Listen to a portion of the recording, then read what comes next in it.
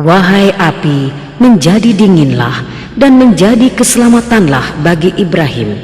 Quran Surat Al-Anbiya ayat 69. Dua kota di Mesopotamia yaitu Babylon dan Niniwe mengalami perkembangan pesat. Bangsa Babilonia adalah bangsa yang tidak mempercayai Allah. Mereka justru menyembah bintang-bintang. Salah satu dari bintang mereka tersebut adalah Marduk yang merupakan bintang terbesar dalam pandangan mereka. Marduk, Tuhan terbesar mereka, dahulunya memiliki sebuah rumah teramat besar bernama Esagalia yang terletak di atas Menara Babel. Bangunan besar ini dulunya merupakan tempat Marduk beristirahat. Setiap tahun pada musim semi di Babylon ada sebuah perayaan jahiliyah di mana masyarakat biasa memperbaharui sumpah mereka pada Tuhannya. Para imam akan menangis di hadapan Marduk hingga ia memberi ampunan atas kota itu. Seluruh bangunan pun kemudian dibersihkan dan sesajian dihidangkan untuk menghormatinya.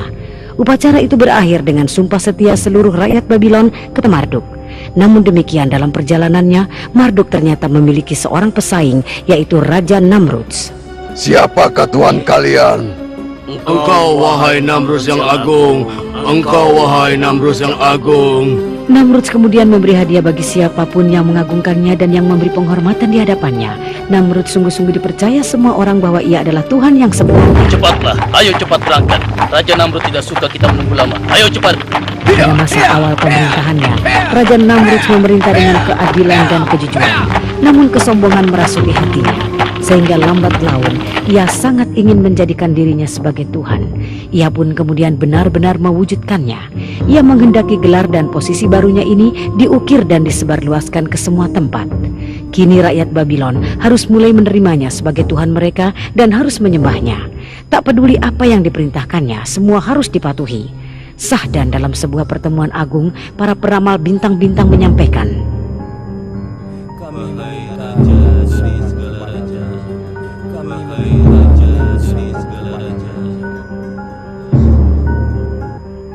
Sebagaimana yang kami lihat dari posisi bintang-bintang, di negeri ini tahun ini akan lahir seorang bayi yang akan mengajak rakyat kepada agama baru.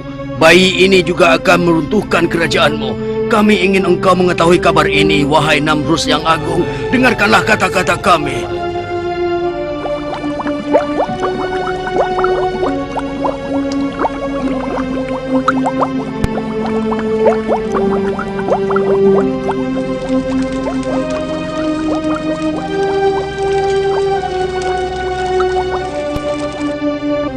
Benar, percayalah pada ramalan kami, karena kami hanya hamba sahayamu. Kami ingin mengatakan kebenaran kepadamu, agar engkau dapat mengambil tindakan yang benar. Apa yang kalian bicarakan? Apa kalian tidak sadar dengan apa yang kalian katakan? Aku adalah Tuhan di Babylon. Aku adalah Raja Namrudz. Akulah Tuhan segala yang ada di atas dan di muka bumi ini. Aku yang memberi hidup dan mati bagi kalian. Mulai sekarang, semua bayi laki-laki di Babylon harus dibunuh. Semua, iya, semuanya harus dibunuh.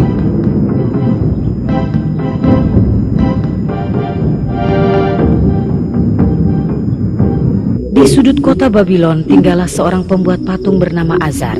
Ia sangat menghormati para dewa dan juga Raja Namrudz. Akan tetapi, perintah Raja Namrudz membuatnya sangat terpukul.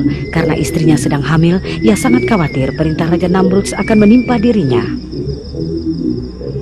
Wahai istriku, aku takut kekejaman Namrudz akan menimpa kita.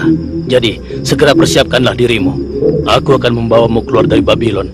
Ada sebuah gua di dekat desa Ur. Kau harus tinggal di sana sampai bayi kita lahir dan perintah kejam itu dicabut. Terserah engkau, Azar. Bagaimana baiknya?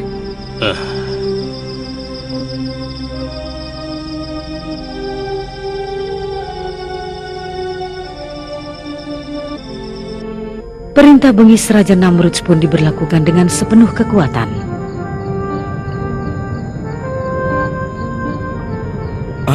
Awas, tentara Namrudz datang!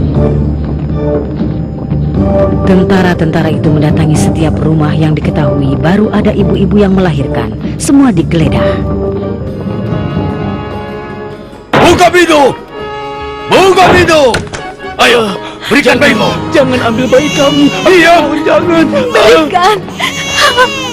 Jangan bawa bayi kami! Demikianlah kebrutalan dan kebengisan telah menyebar luas di Babylon selama bertahun-tahun. Penuh kegeturan terdengar dari rumah-rumah penduduk.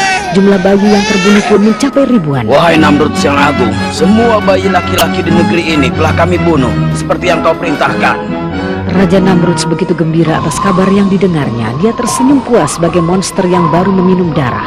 Dia tidak tahu Allah yang Maha Kuasa mempunyai rencana lain.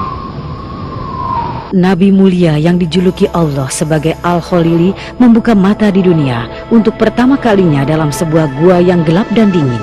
Sang ayah yang takut akan kekejaman Raja Namrud akhirnya memutuskan untuk meninggalkan sang ibu dalam gua gulita ini. Dan tahun demi tahun pun berlalu dengan cepat.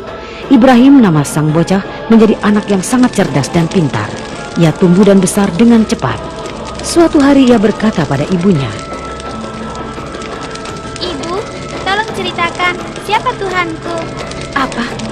Sang ibu kaget dengan pertanyaan itu dan tidak tahu bagaimana harus menjawabnya. Akulah Tuhanmu, Nak. Lalu Tuhannya ibu siapa? Tuhanku sudah pasti ayahmu. Kalau ayahku Tuhannya ibu, lalu siapa Tuhannya ayahku? Pertanyaan apa ini, anakku? Tentu saja Namrudlah Tuhan ayahmu. Lalu Bu, siapa Tuhannya Raja Namrud? Sang ibu sungguh kebingungan dengan pertanyaan ini. Ia tak mampu menjawab. Ia menjadi cemas. Inikah anak yang akan mengubah agama dan kepercayaan masyarakat Babilonia? Ibrahim kecil kemudian meninggalkan gua untuk pertama kali dalam hidupnya. Ia pun melihat kilau matahari yang terbit di langit sebelah timur. Ia menjadi kagum, seakan-akan ia menemukan apa yang dicarinya. Wah, inilah Tuhanku, sangat indah dan juga bersinar terang.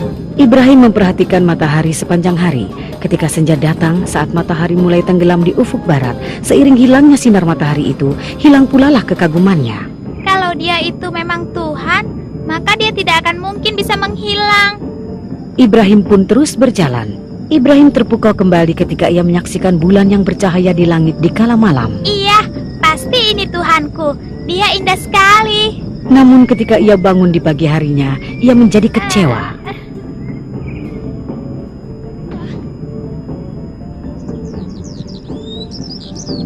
Aneh, kenapa tidak ada? Kemana perginya? Dia menghilang.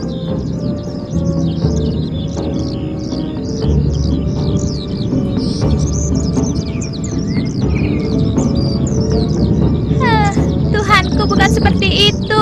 Tuhan tidak akan mungkin pergi. Ibu dan anak yang menyelamatkan diri dari kekejaman Raja Namrud itu telah tinggal dalam gua yang gelap dan pengap dalam waktu cukup lama. Sementara itu Ibrahim merenung dari hari ke hari, mempertanyakan siapa Tuhannya.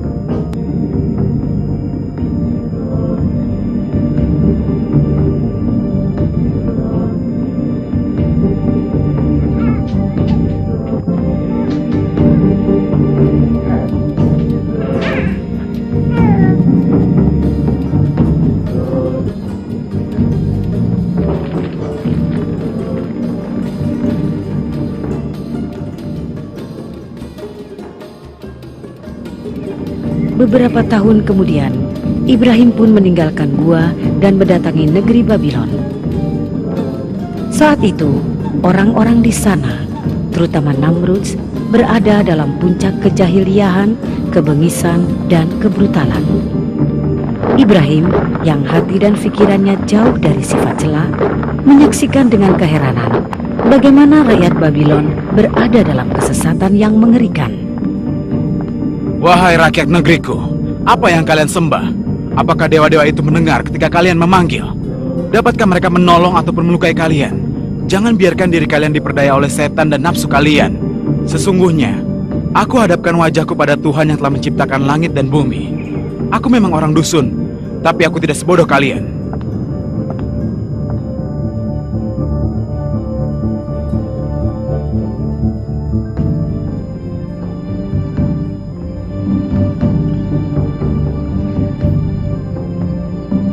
Sesuai dengan kehendak Allah, Ibrahim pun berupaya keras mengajak setiap orang tanpa kecuali pada akidah yang benar. Sayangnya orang-orang seakan bisu dan tuli terhadap ajakannya. Kesulitan ini sangat mengkhawatirkan Ibrahim. Ia bangun di tengah malam dan berdoa pada Allah. Ia meminta tolong pada Tuhannya untuk melawan orang-orang lalim yang menyakiti hatinya. Yang menyedihkan juga adalah ia harus menghadapi kenyataan bahwa ayahnya adalah salah seorang dari pembuat patung dewa tersebut. Untuk itulah ia berusaha menyadarkan ayahnya dahulu. Namun ternyata hati sang ayah diliputi kegelapan dan ia pun tersesat di lembah kehinaan. Sungguh sayang, Azar tidak dapat meninggalkan kekafirannya dan tetap menyertai tirani yang melawan kemauan suci anaknya. Ya Tuhanku, berikanlah keputusan kepadaku. Berikan kelapangan dan berkah kepadaku.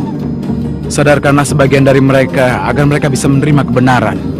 Ya Tuhanku, maafkanlah ayahku karena dia adalah orang tersesat di antara orang-orang sesat. Jangan engkau lalaikan aku pada hari keputusanmu. Wahai penduduk negeri, kenapa kalian menyembah batu-batu yang tidak bisa membantu kalian? Mengapa kalian ruku dengan hormatnya di depan patung-patung itu dan berdoa kepadanya? Mengapa? Ini adalah tata cara nenek moyang kami. Marduk dan Namrus yang agung adalah penjaga kami. Kami meminta bantuan mereka ketika perang maupun damai. Kami tidak mempercayai siapapun kecuali mereka. Inilah yang kami lihat dan kami dengar hingga saat ini. Apa yang dapat kami katakan untuk membuktikan hal sebaliknya? Benar, engkau tidak dapat mengatakan apapun. Mereka tidak memberi keuntungan apapun pada kalian. Kenapa kalian bisa percaya begitu saja?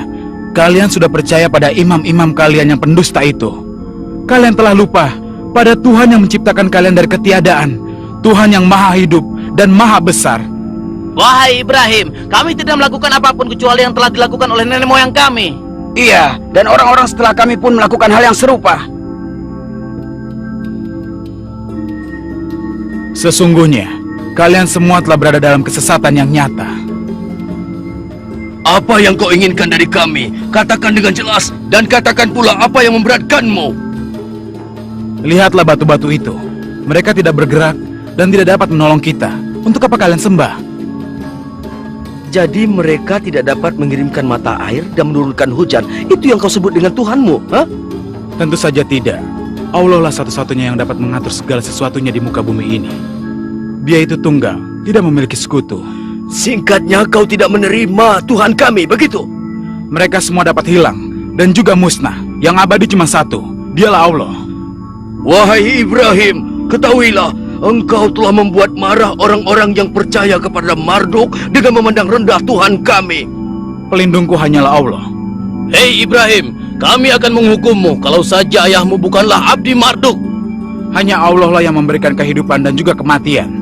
Lelaki ini adalah gila, jangan dengarkan dia. Aku ini bukan orang gila, hanya ingin mengingatkan kalian semua. Mungkin kau sedang mabuk Ibrahim. Kita bicarakan saja hal ini esok hari, bagaimana? Hanya orang-orang yang menjadi permainan iblis yang kecanduan minuman. Mudah-mudahan Marduk memberi ampunan. Wahai penduduk negeri, berlindunglah kepada Allah yang maha pemurah dan juga bijaksana. Dialah Allah yang memberi kalian roti setiap harinya, memberikan gandum dan juga minuman untuk diminum. Dia juga lah yang menyembuhkan kalian saat sakit, membantu kalian saat membutuhkan pertolongan. Kembalilah kepadanya dan memujilah kepadanya. Kita tidak usah mendengarkan dia lagi. Dia bukan dari golongan kita. Kenapa kalian semua tidak mau mendengarkan peringatanku? Padahal kalian tahu dan juga mengerti bahwa yang aku katakan adalah benar. Apa engkau bermaksud mengatakan bahwa kami hanya mengikuti nafsu? Aku ingin mengetuk hati kalian. Bukalah hati kalian. Kami telah mendengar semua kata-katamu, wahai Ibrahim, tapi kami tidak peduli denganmu. Kenapa kalian tetap bersikeras pada sikap kalian? Wahai Ibrahim, kami ingatkan, jika kau terus-menerus menghina Tuhan kami, maka demi Tuhan kami akan menghajarmu. Sungguh engkau adalah manusia yang lemah, Ibrahim. Cabut kata-katamu, atau kau akan menyesal, Ibrahim. Untuk apa aku takut pada berhala-berhala kalian? Sementara kalian tidak takut pada apa yang diperintahkan oleh utusan Allah. Aku tidak peduli. Hei Ibrahim, jangan datang lagi pada kami, ha? Ingatlah oleh kalian, Allah akan memberlakukan keputusannya antara kalian dan aku. Bangsa yang terhina ini terus berada dalam kesesatan, keluar dari jalan yang benar. Mereka tidak mengindahkan peringatan Ibrahim. Seluruh hidup mereka dihabiskan untuk beragam kesenangan gaya Babylon. Mereka menenggelamkan diri dalam lautan kehinaan karena hati mereka telah gelap. Begitulah kesesatan dan dosa menjadi hiasan dalam hidup mereka. Mereka tak memiliki keinginan untuk bangkit dari mimpi indahnya yang menipu itu. Mereka menjadi marah tatkala bertemu dengan Ibrahim. Mereka tidak menyukai laki-laki yang berusaha membersihkan pandangan sesat mereka itu. Mereka memandang remeh ajakannya dan tidak mengindahkan pesan-pesan di dalamnya. Kemarilah Ibrahim, bergabunglah dengan kami. Marduk yang agung mengatakan bahwa kebenaran ada dalam minuman. Utusan Allah ini bagaimanapun tidak berkecil hati dengan hinaan dan celaan dari orang-orang tersebut. Ia terus berusaha mengajak umatnya untuk mematuhi wahyu yang agung tanpa kenal menyerah. Ia sangat sabar terhadap mereka berikut perlakuan buruknya, karena ia memiliki semua kebaikan dan kebajikan sebagai seorang Rasul.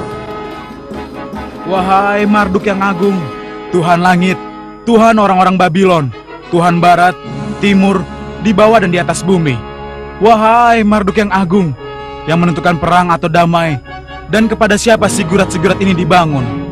Tapi itu semua suatu kebohongan besar, bahwa bangunan batu yang diyakini oleh orang-orang itu dapat memberikan keberkahan. Hari-harimu dapat dihitung. Aku pasti akan memerangkapmu. Sungguh engkau, wahai Namruds, kau adalah perwujudan dari Marduk. Kau manusia lemah yang menciptakan kehidupan apapun yang kau inginkan dengan bersembunyi di balik berhala-berhala. Ketahuilah bahwa tentara setanlah yang telah mengatur hidupmu dalam kesesatan dan tirani.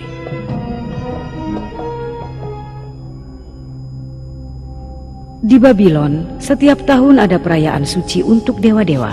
Selama perayaan ini, orang-orang memperbarui bukti dan pengabdian mereka kepada Dewa Marduk. Halo sahabatku, bagaimana kabarmu?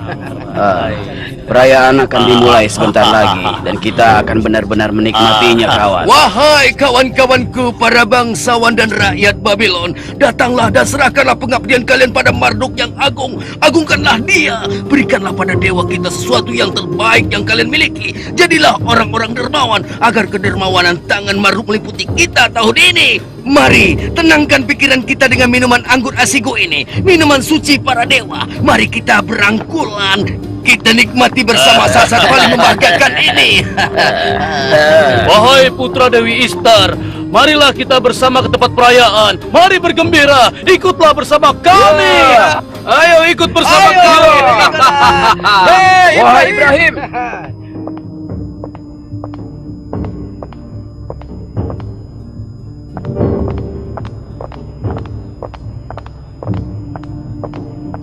wahai Ibrahim, mengapa engkau tidak ikut bersama kami?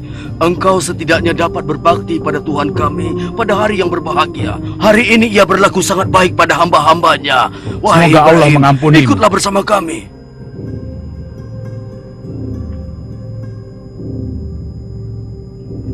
Ibrahim kemudian menyusuri jalan-jalan di Babylon, hingga kakinya membawa ke rumah berhala yang paling besar di kota itu. Rumah berhala terbesar yang di dalamnya hiduplah Raja Namrud. Wahai dewa-dewa, kalian adalah pilar batu yang tidak mampu memberikan pertolongan meski bagi diri kalian sendiri. Aku lihat banyak makanan segar dan bermacam-macam minuman di depan kalian, tapi ternyata kalian tidak menyentuh sama sekali. Pasti karena kalian tidak makan, kan? Apa yang terjadi pada kalian? Mengapa kalian tidak bicara? Mengapa kalian tidak mengatakan apapun?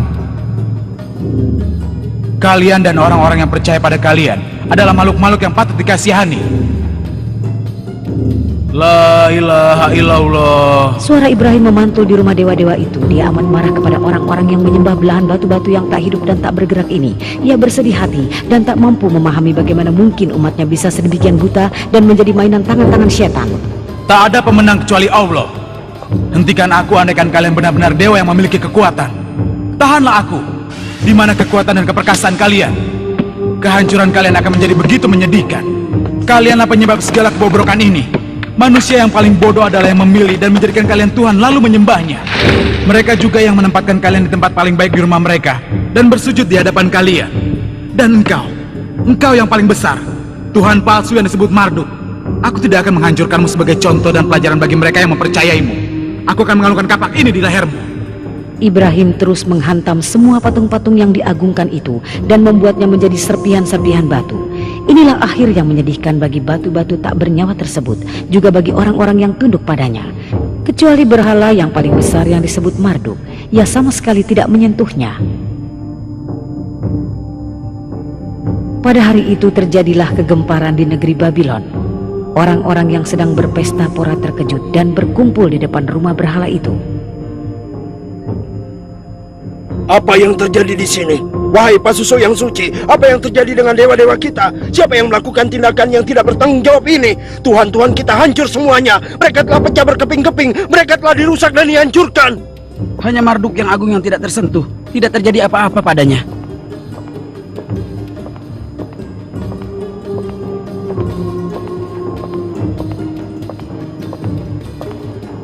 Wahai Istar yang agung, mimpikah yang kami lihat ini? Apakah ini sebuah mimpi buruk? Siapakah yang melakukan ini? Siapa? Apakah Ibrahim? Apakah dia yang melakukannya? Bisa jadi itu benar. Ia adalah orang gila. Sekarang mari kita cari dia bersama-sama. Orang-orang panik dan marah. Kejadian itu makin menambah kemarahan dan kekafiran mereka. Mereka tidak menyadari bahwa patung-patung itu yang bahkan tidak sanggup melindungi diri mereka sendiri bukanlah Tuhan. Hati, kesadaran dan mata mereka telah tertutup dari kenyataan. Lalu mereka mendatangi Ibrahim.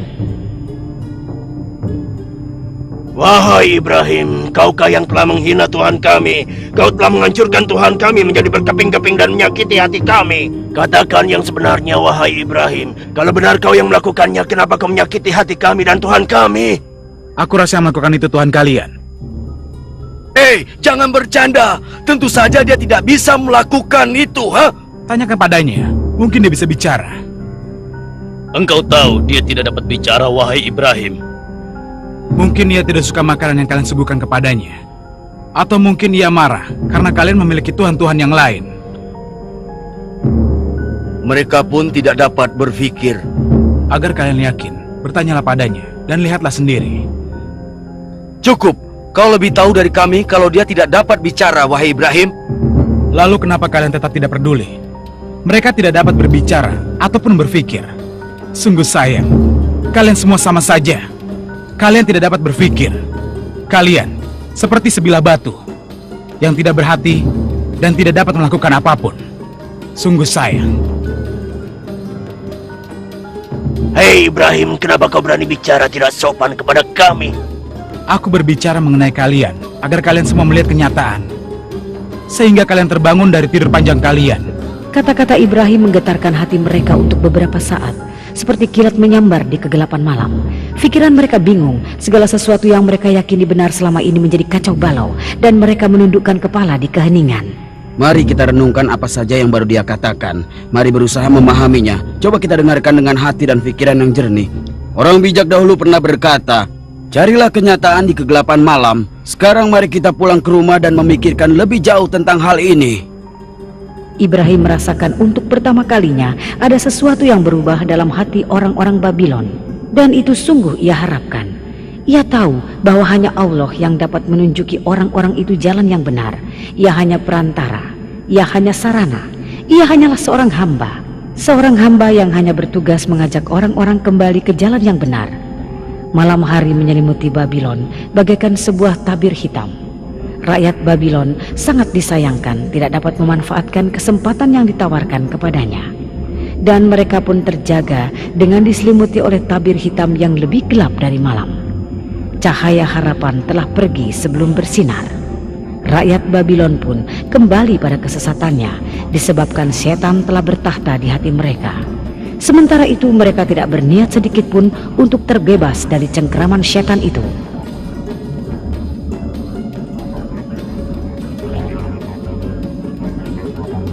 Katakan padaku apa yang telah terjadi. Wahai Namrud yang agung, junjungan kami, seorang durhaka yang bernama Ibrahim menghancurkan dewa-dewa kita dengan kapaknya. Dia hanya membiarkan Marduk tidak tersentuh sama sekali. Dan tindakannya itu telah membuat kami semua marah besar.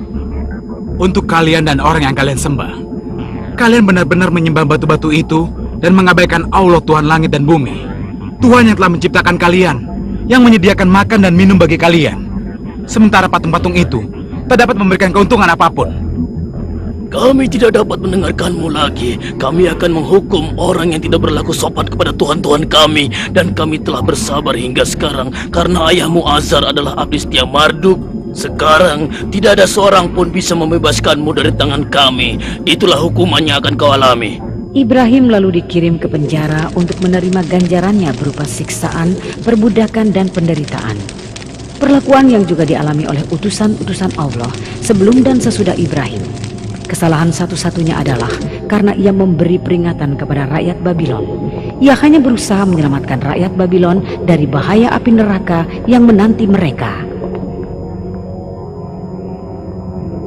Wahai Ibrahim, kuharap kau menyukai tempat kami. Kami telah memesan tempat terbaik untukmu. Kau seharusnya belajar bahwa tidak ada yang boleh bermain-main dengan Tuhan kami. Sekarang berjalan dan bergeraklah, dan jangan berhenti. Ayo jalan. Wahai junjungan kami hadapkan padamu seorang hambamu yang aneh ini.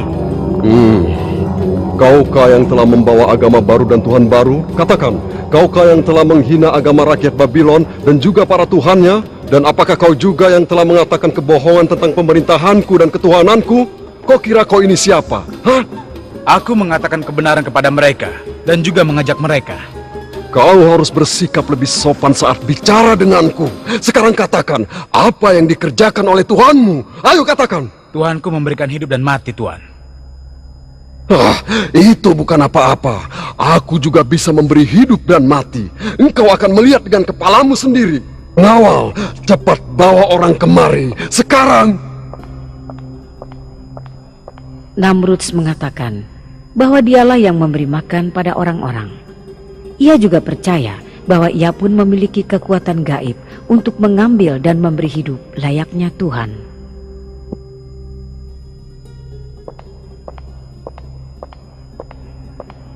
Wahai Namrus yang agung, kami bawakan 2 orang seperti yang kau perintahkan. Aku perintahkan kepadamu pengawal, bunuh salah satu dari mereka. Wahai Namrud yang agung, Baiklah. apa yang hamba lakukan? Maafkan hamba.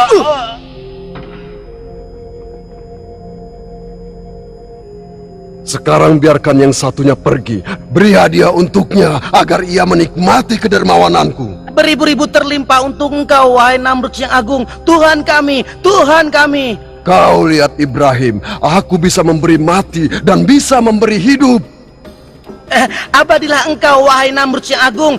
Engkau maha besar, engkaulah Tuhan kami. Saksikan itu Ibrahim, aku memberi hidup pada seseorang dan mengambilnya dari orang lain. Wahai Namrud yang agung, kedamaian bergantung padamu, Tuhan kami dan junjungan yang maha agung. Engkaulah Tuhan yang memberi makan kami. Wahai Namrud, kau hanyalah orang yang haus darah. Sekarang coba kau buktikan. Buatlah matahari terbit di sebelah barat, seperti Tuhanku yang menerbitkannya di sebelah timur setiap pagi. Inikah kata-katamu? Kau tidak mengakui ketuhananku. Baiklah kalau begitu, aku akan menghukummu dengan hukuman yang tak pernah terlupakan, agar semua rakyat Babylon tahu akan kekuatanku. Biar hukuman ini diceritakan orang turun-temurun, dan kisah ini akan diceritakan dari mulut ke mulut. Aku akan melakukannya sebagai contoh bagi orang yang berani berlaku demikian di waktu mendatang. Dan aku yakin tidak seorang pun berani melakukan hal itu, Ibrahim. Sekarang kau akan kupenjarakan. Aku tidak akan memohon kepadamu. Di atas ketuhananmu ada Allah Maha Kuasa.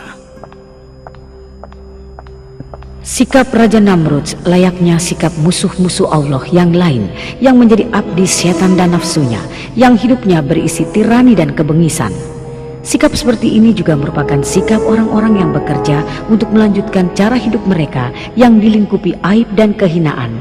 Kapanpun mereka bertemu dengan utusan Allah, mereka pasti menjadi gila dan berang. Mereka tak segan-segan untuk menumpahkan darah karenanya. Mereka menegakkan kekuasaannya di atas kubangan darah. Mereka akan berusaha mempertahankan mahkota dengan menunjukkan pengaruh dewa-dewa dan kadangkala dengan perlakuan kejam.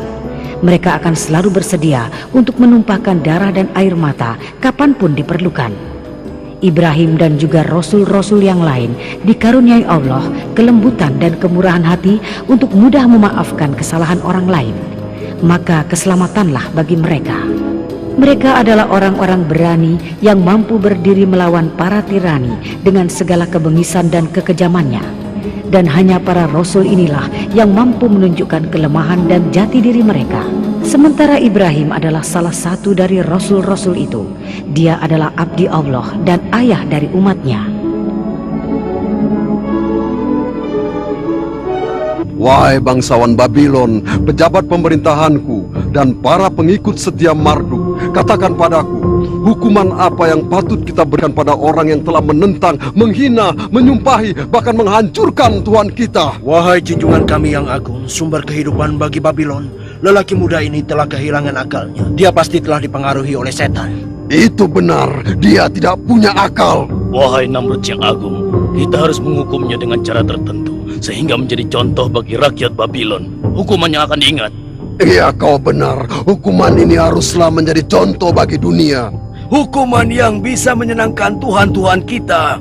Hukuman macam apa yang ada dalam benak Raja yang agung? Katakan padaku pendapatmu, apa yang terpikir olehmu? Baginda, haruskah kita cincang dia menjadi serpihan seperti yang dilakukan pada Tuhan kita? Wahai sang raja, kita lemparkan saja dari puncak Sigurat. Tidak, tidak. Kita kelupaskan saja kulitnya, Baginda. Aku akan melemparnya ke dalam api. Api yang akan membuat Tuhan Matahari makin bercahaya dan akan kubakar dengan tungkunya. Bagus sekali, wahai raja yang agung. Kau tahu yang terbaik untuknya. Wahai bangsawan Babilon, saksikanlah kebesaranku, tunggulah kemurkaanku, dan lihatlah kematian orang yang menentangku. Kalian boleh pergi sekarang. Kemari, kau hai budak-budak keparat. Cepatlah kemari.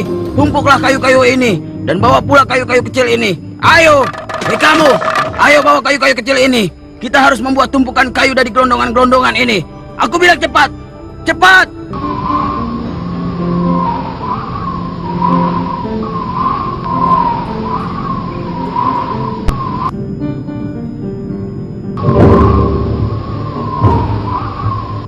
Sekarang pergi dan nyalakan api itu. Ayo. Ayo bakar, bakar, bakar, bakar. Wah, apinya besar sekali. Wah, hebat sekali ya. Tuhan Namrud sedang murka. Inilah dendamnya. Biar kau rasa si Ibrahim itu. Kau melihat api besar ini. Bawa dia ke tapel telah siap. Api sedang panas-panasnya. Namrud yang agung memerintahkan, ikat dia dengan kencang sampai tidak bisa bergerak. Sekarang siap-siaplah.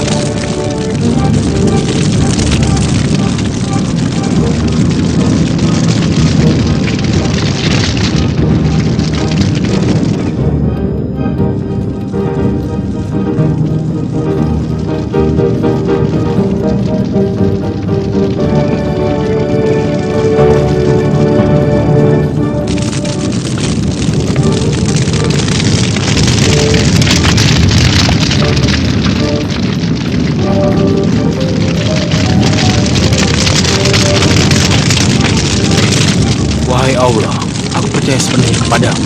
Wahai Allah, aku berlindung kepadamu. Hasbunallah wa ni'mal wakil. Ni'mal maula wa ni'man nasir.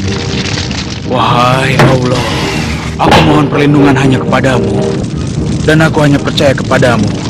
Hanya kepadamulah aku kembali. Wahai api, menjadi dinginlah dan menjadi keselamatanlah bagi Ibrahim. Wahai api, menjadi dinginlah dan menjadi keselamatanlah bagi Ibrahim.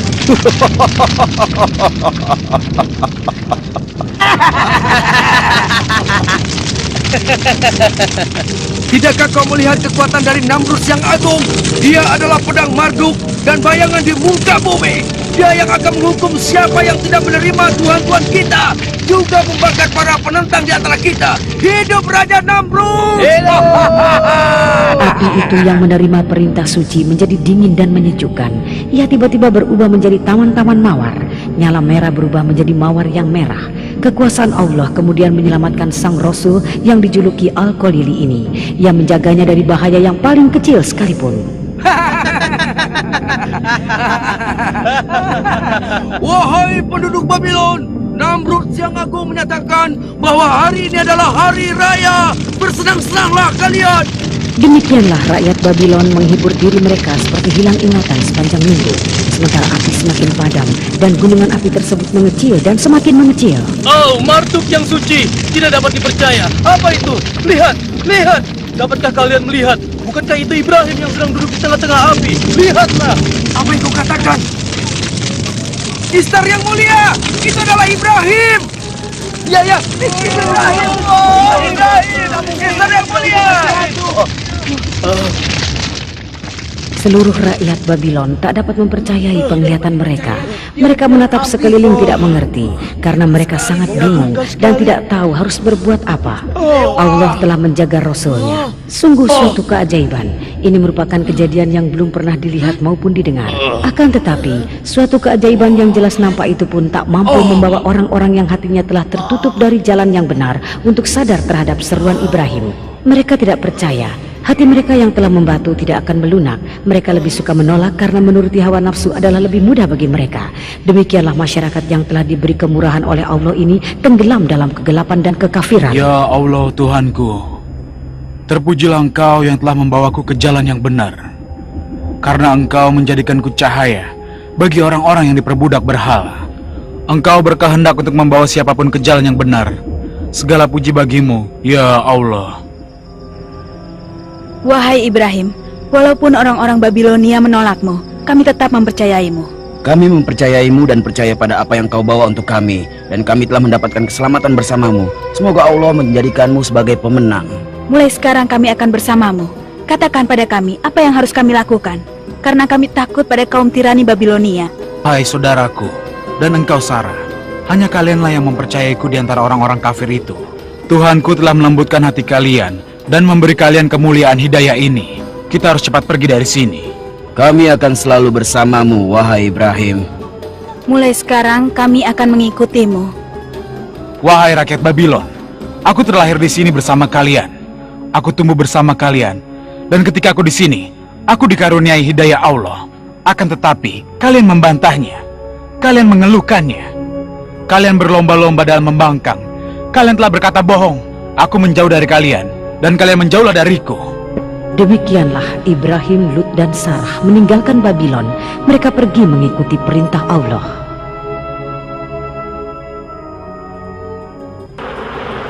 Sesaat setelah Ibrahim dan dua orang yang mempercayainya meninggalkan Babylon, kemurkaan Allah tak lama kemudian sampailah ke kota itu.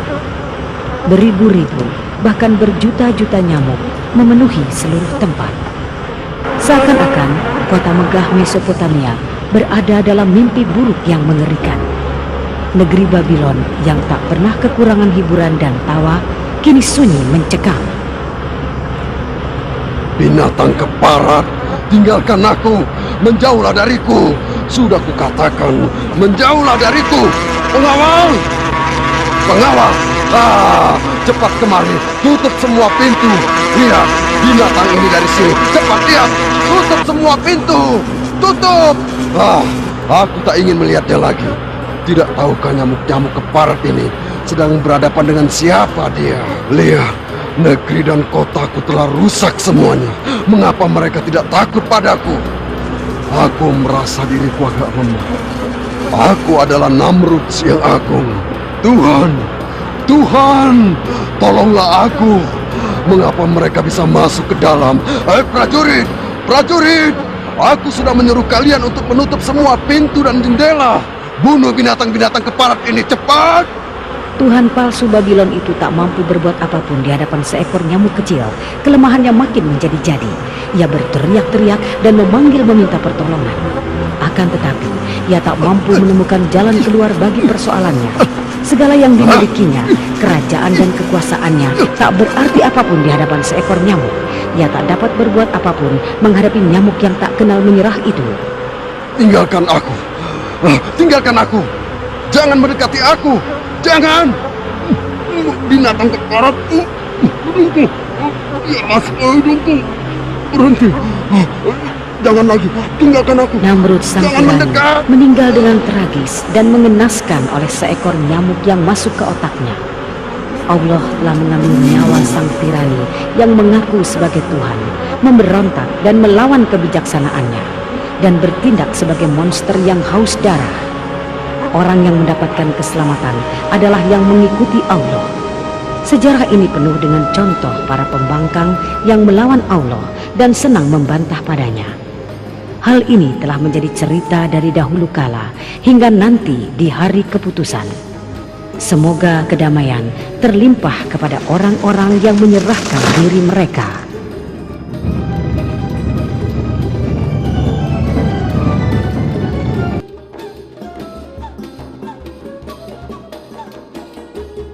Kepada bapaknya.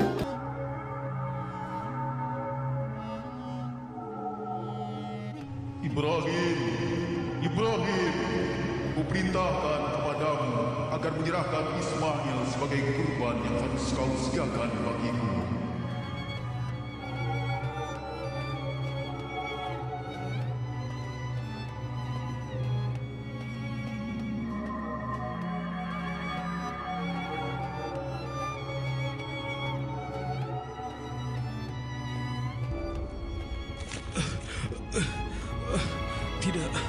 Tidak. Astagfirullahaladzim. Astagfirullah. Ada apa, suamiku? Aku bermimpi, istriku. Aku bermimpi. Bermimpi? Ya istriku. Ini bukan mimpi biasa. Allah bermaksud memerintahkan kepadaku untuk menunaikan mimpi tersebut. Aku harus menyerahkan Ismail, anakku, anak kesayangan kita sebagai kurban sembelihan bagi Allah. Anak kesayangan Kalau itu kita. perintah Allah, lakukanlah apa yang mesti kau perbuat, suamiku. Aku akan bersabar, suamiku. Ya Allah, berikanlah kami kesabaran dalam menjalankan perintahmu ini, ya Allah. Berikanlah kesabaran kepadaku dan kepada istriku.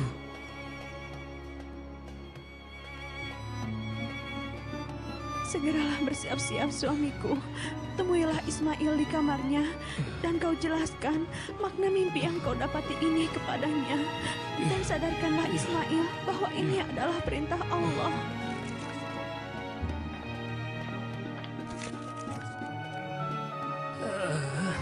Mana sih sepatu ini? Sepertinya kekecilan. Susah sekali. Akhirnya masuk juga.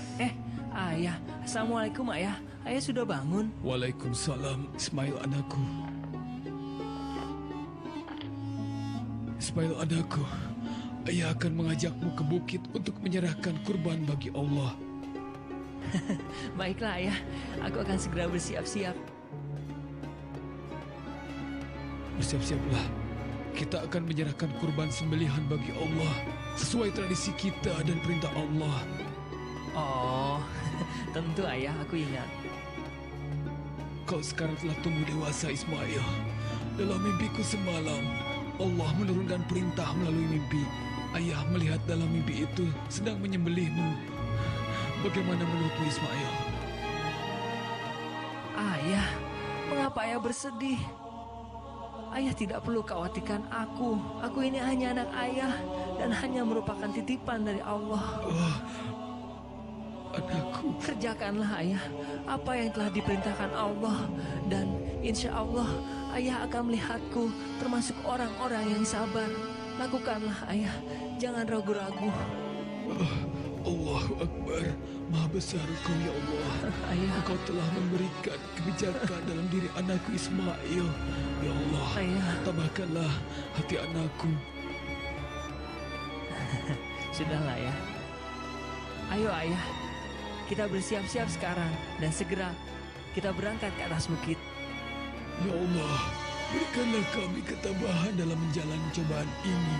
Kami percaya Engkau memiliki maksud yang akan Kau tunjukkan pada kami. Mari kita berangkat, anakku Ismail. Ya Allah, berikan kami ketabahan.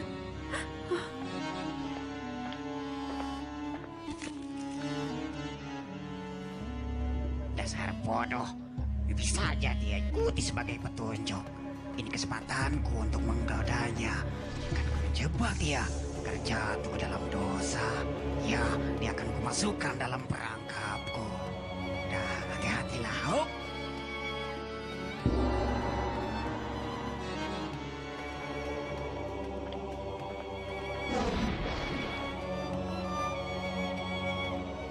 Assalamualaikum, saudaraku. Hei, kau bawa kemana anakmu itu Ibrahim? Aku akan menyediakan kurban bagi Allah sesuai dengan perintah mimpi yang Allah tunjukkan padaku. Hah? Mimpi? Kau akan menyembelih anakmu? Mana dombanya? Mana? Aku tidak melihat dombanya. Mana? Pikirkanlah baik-baik. Itu cuma mimpi biasa. Kau gila melakukannya. Iblis yang menyamar anakku. Ia akan menggagalkan rencana kita, Ismail. Ya, dia iblis.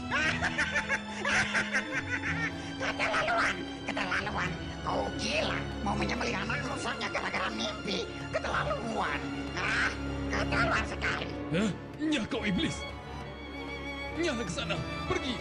Kau jangan keterlaluan. Cobalah pikirkan baik-baik perbuatan itu, Ibrahim.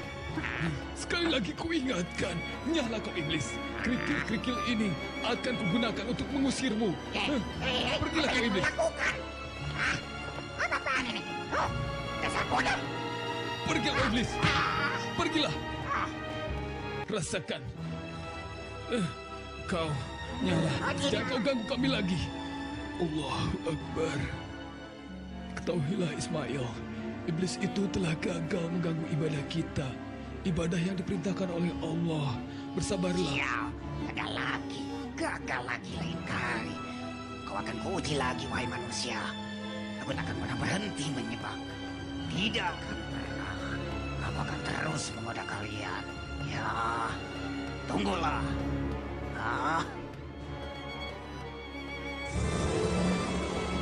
Allah mengabadikan peristiwa ini dalam ibadah haji.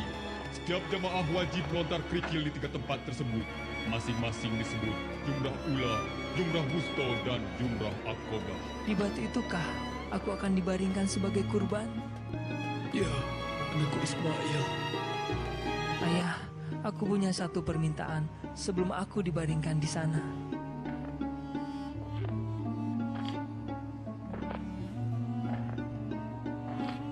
Agar saya tidak merasa gentar sewaktu ayah melaksanakan perintah itu. Baiklah anakku. Baiklah. Tolong ikat tangan dan kaki saya, lalu tutup mata saya dengan secari kain, ayah. Oh, anakku. Agar saya tidak meronta-ronta sewaktu ayah melaksanakan perintah tersebut. Lakukanlah, ayah. Ayo lakukan. Jangan ragu-ragu. Oh, anakku Ismail. Betapa tabahnya hatimu, nak.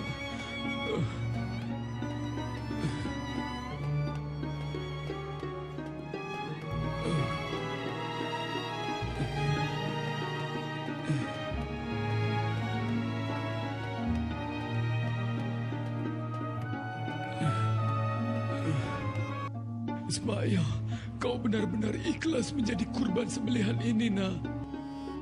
Saya benar-benar ikhlas, ayah. Allahu Akbar. Anakku.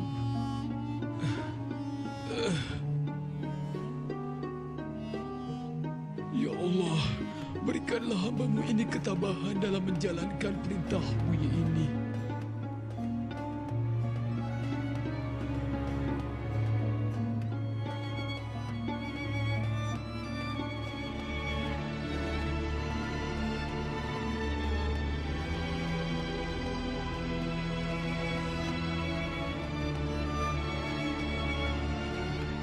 Ibrahim, jangan kau sembelih anakmu Ismail.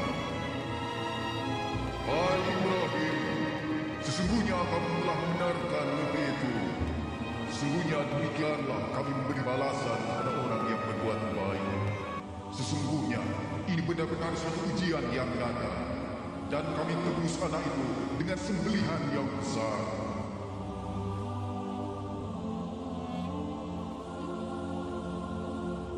Kami abadikan untuk Ibrahim itu pujian yang baik di kalangan orang-orang yang datang kemudian, yaitu kesejahteraan dilimpahkan atas Ibrahim. Demikian, kami memberi balasan kepada orang-orang yang berbuat baik. Sesungguhnya, ia termasuk hamba-hamba kami yang beriman.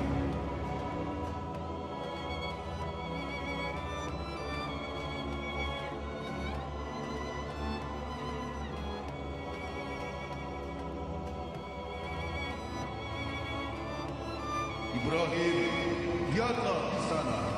Kami sediakan bagimu seekor sembelihan yang besar.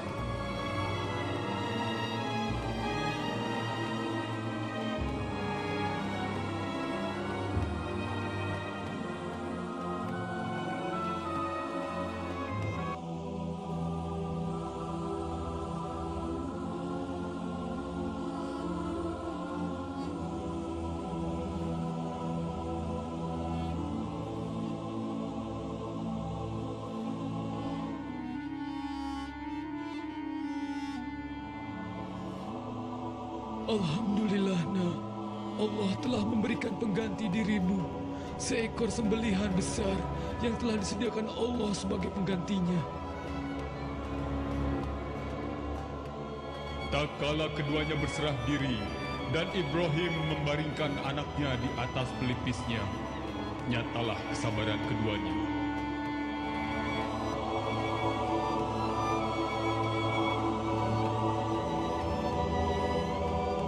Peristiwa